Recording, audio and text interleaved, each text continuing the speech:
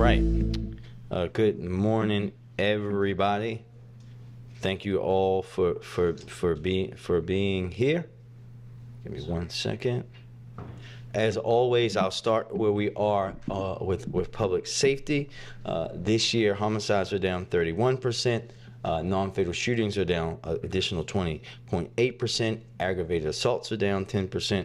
Carjackings are down 31%. Robberies are down 32%. And auto thefts are down an additional 32%. We know that we continue to see homicides be driven down in Baltimore City, and we know that we have seen historic reductions. But as we always say, one life is one too many. But we will continue to work every day in deep partnership with everyone involved to further reduce gun violence in Baltimore. So I have 4 items at the top today. First, this morning, as you know, we announced a new pilot agreement with the 14 major nonprofit institution, which doubles their annual contribution to the city by 2030. Collectively, they will pay $48 million over 5 years, increasing their annual payment from $6 million in 2025 to $12 million in 2030. This is the largest increase to a pilot agreement in Baltimore's history. It's also the first pilot agreement to establish increasing payments year over year. And we want to thank everyone for working through that. Second, today I will determine who will serve on my Sisson Street task force. This list includes community members, city council members, and other local representatives. Together, they will be the folks that will make a direct recommendation to me to either keep Sisson Street at its current location, relocate it, or close it altogether. All of those options are on the table. Third, I want to remind everyone, in particular those who like to speed, especially through our school zones, that today the Maryland's new speeding fines take effect. So if you want to avoid these higher fines, the solution is very simple. Don't speed. So just give some examples here. If you're in a school zone and you're driving 40 miles per hour over, which means you are driving 65 miles per hour in a school zone, you would receive a $425 fine. And dare I say, someone to be that stupid driving in a school zone should deserve even more than that. It's very simple. No one should be driving 40 miles per hour, 30 miles per hour over, especially in a school zone. And we want to thank our partners at the state for helping to keep drivers, pedestrians, cyclists, everyone safer in the city of Baltimore. Don't complain, don't speed. That simple. Fourth, the fall cleanup is happening on October 25th from 8 a.m. to noon. The registration is now open and will continue through October the 17th. You can call 301 to register, and you'll be assigned a site a week prior to the cleanup. I hope to see everyone in an alley near you, helping us all, especially those community organizations, DPW workers, and other volunteers who do this work every single day, helping them to keep our neighborhoods cleaner. And I also would love to have a challenge. I would love to see Mr. Justin Fenton join us, maybe Justin out in an alley somewhere. Members of the media, we know we've had that before. That would be a great way for all of us to be involved in our city that we all care about so much. So with that, I will now open it up for questions. Okay, questions? All right, start Mackenzie. Sorry, Mackenzie, go ahead, you good. Okay. Mayor Stern, I wanted to start with the report coming from the State's Attorney's Office today regarding DPW and the death of Timothy Cartwell.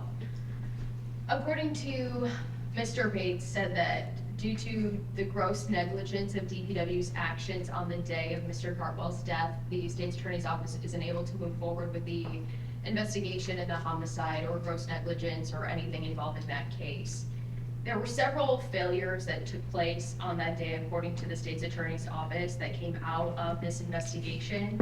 So we have several questions about this. First, I guess, can you just explain how this was allowed to happen, how a supervisor was allowed to let someone go from the scene? Has anyone been held accountable? And it says that DPW workers weren't provided the solid waste trash truck training that they were supposed to have in the alley, which is a violation of DPW's own policy. So what went wrong?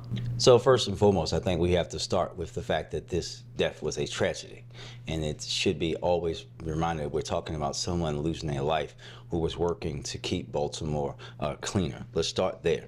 And again, we are committed to the occupational health and safety of all of our civil service, including those in DPWs, especially those in DPW who we all know have the toughest job in the city and have been through a lot. I want to also just remind folks that this was personally referred to BPD by me, the mayor, directly to BPD. We're limited on what we can say and share on personnel matters, but I can say that the driver of the truck lied when initially asked about what happened.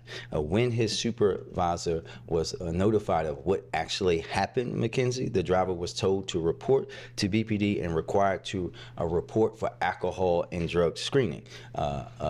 Obviously, I can't talk to you about the results of that, but he was ultimately fired and no longer works for the city of Baltimore. We held him accountable from every way that the city of Baltimore is directly responsible for. Decisions about whether to prosecute or not are up to the state's attorney. You know that very well. But for our part, the city took the action to hold this employee accountable, and we continue to hold Mr. Caldwell's family in our prayers. Follow-up if I can. It did say though that DPW didn't train the workers for the picking up the trash in the alleys, which is a violation of DPW's own policy. So I see the director, maybe if he can answer the question of how that was able to happen in the first place. This is another example of DPW failing to train workers or provide the necessary safety precaution for workers. Can you explain what went wrong? Sure. So we've made a lot of changes over the past year. We've learned from a lot of different things that happened. This was on the heels of the tragic death of during the summer, a month or so prior to that. So we have put a tremendous amount of training in place. All of our workers, actually, they don't even go out on the site yet until there is a week or two where they are on test routes and they actually get trained in this area. So I can tell you, I don't know how or when that individual may or may not have been trained, but I can tell you now that everyone is trained fully before they ever get on a truck. Okay. Jeff.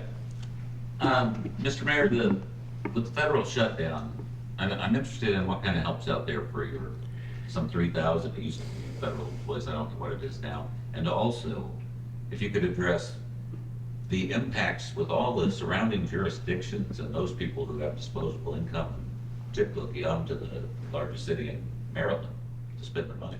Yeah, I think I want to be first, Jeff, to start out that the president and the Republicans own this shutdown. They control all three branches of government, so anything you hear to the contrary is simply propaganda. This government is shut down because they don't want it to operate. They want to continue to break down these systems and get rid of employees and the things that everyday Americans rely on. And I want to be clear about what's at stake.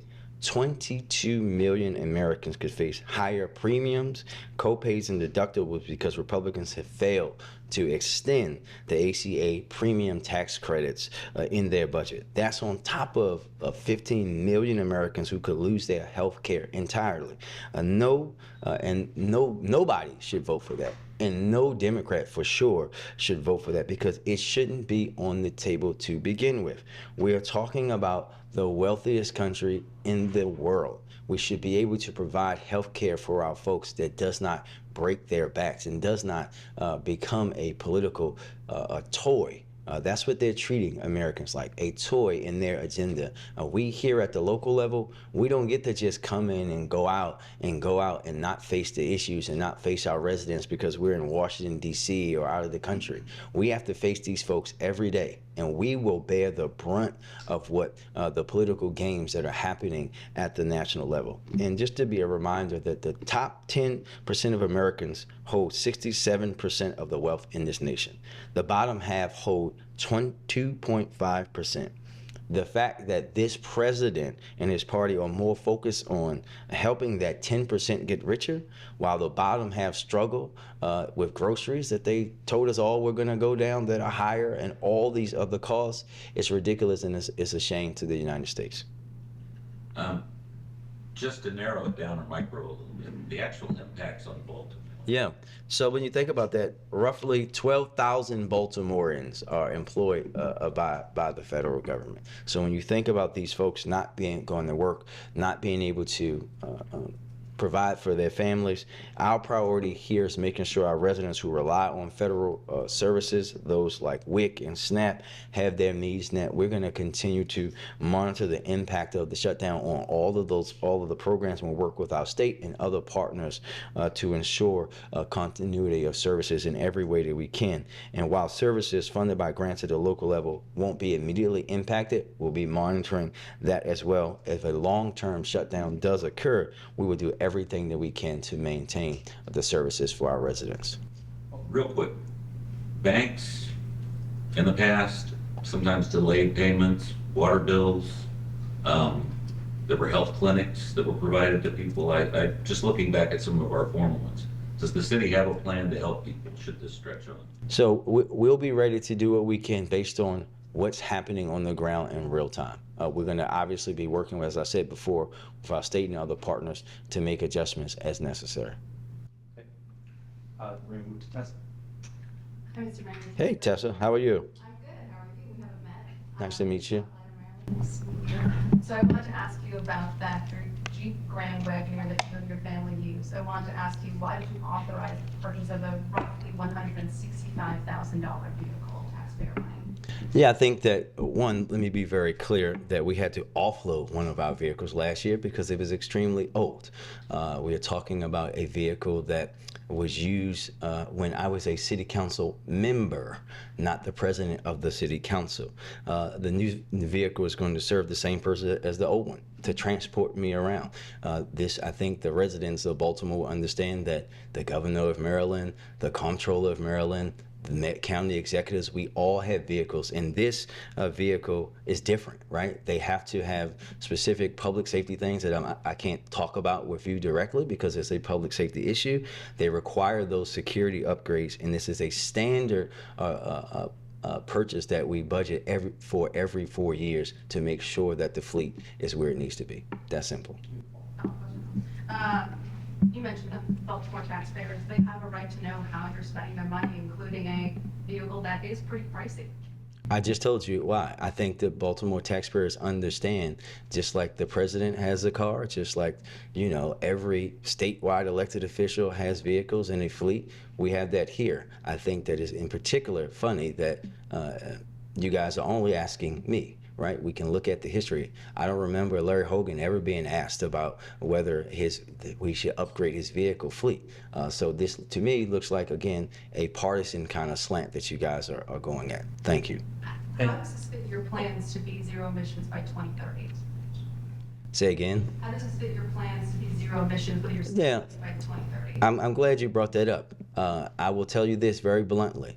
When the day comes that a vehicle, electric vehicle, can meet the safety standards and the things that we want that we have to have for an executive vehicle, we will have one. But that is not the case. They don't exist as of yet. Okay, Ed. On the Jones Falls Task Force. Yes, Ed. You have 10 people besides the 3 councilmen. Do the groups pick their own representative? And you have 2 city ones. You have DPW, Yeah. and the last one is the mayor's office. Yeah. Have you picked who's going to be? I haven't picked mine yet, but I will very shortly. The groups do pick their own one, their own representative. And when will they? Do you have a first meeting?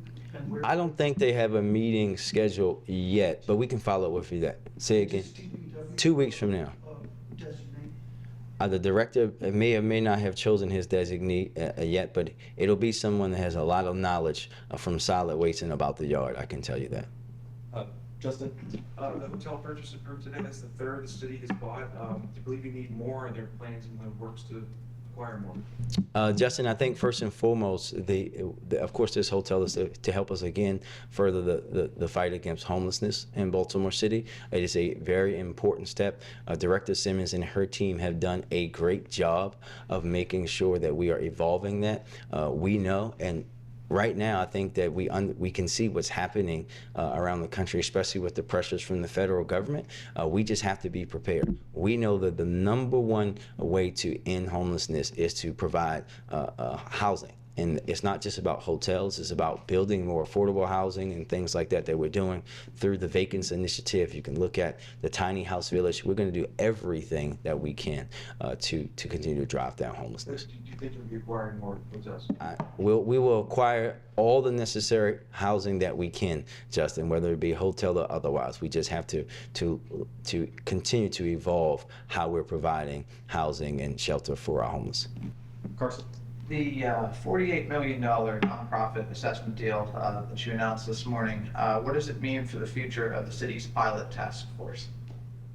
Well, the pilot task force has nothing to do with the nonprofit agreement. Legislation that the council introduces to council legislation, those questions should be reserved for them.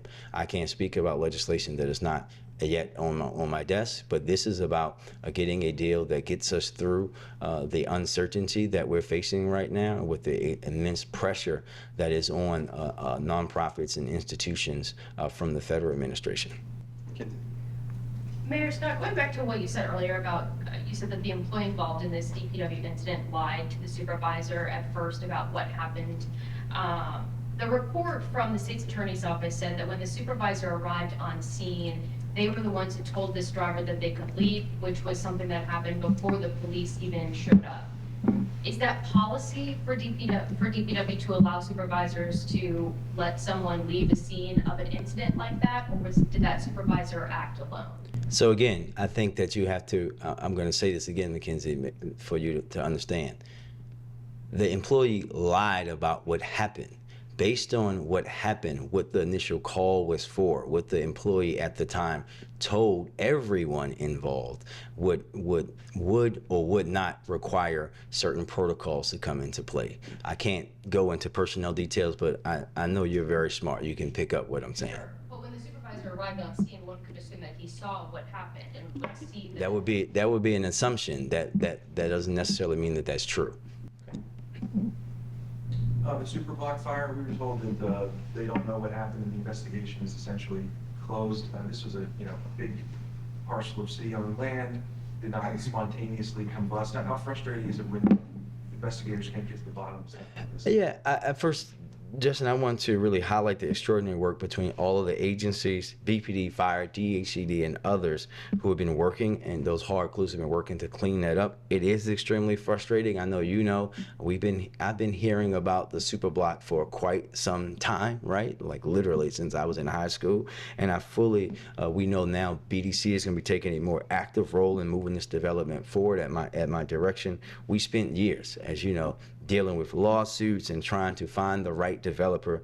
Now it's time, quite frankly, for the city to take the lead. I'm not waiting anymore. But in terms of fire investigation, Yeah, it's tough.